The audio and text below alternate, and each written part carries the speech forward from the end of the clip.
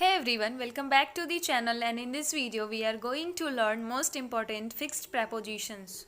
So starting with the very first word reckon. Reckon means believe, think or suppose. When we say reckon with, it is used for a person. When we say reckon on or upon, it is used for things. Let's see the examples. So Ram reckon on or upon his skills to solve this puzzle. Here we have used on or upon because we are talking about skills of Ram. We will not use both on or upon. We will use either on or upon. Now come to the second example. I reckon with Ram to handle this difficult situation. So here we have used reckon with because we are talking about Ram, who is a person. Come to the second word cling, which means stick to or adhere to something, and with cling we will use preposition to. Now let's see the example for cling to. So Akanksha cling to her friend through her struggles. The third word here is particular. So with particular we will use preposition about. Let's see the example. So she is very particular about her clothes. Now come to the fifth word, which is tantamount, which means equal. So with tantamount we will use preposition to.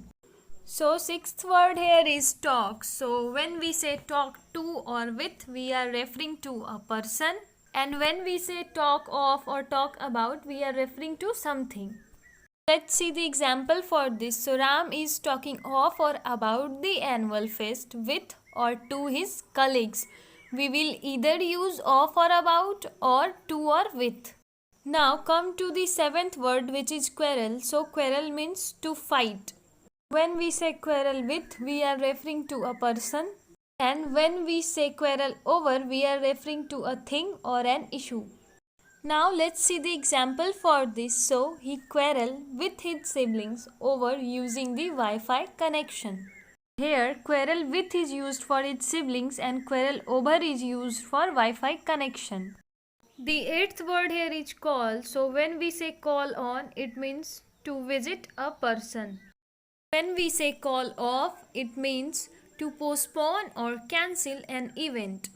When we say call in or call out, it means ask for help. The ninth word here is bear. So bear means to tolerate or accept or deal with something. Bear with means to support or show patience to somebody or something. And bear out means to show that somebody or something is right. I have used examples only for confusing prepositions. Rest are easy and simple, so I don't think you need examples to understand them. So this is all for this video. Thank you. Thanks for watching.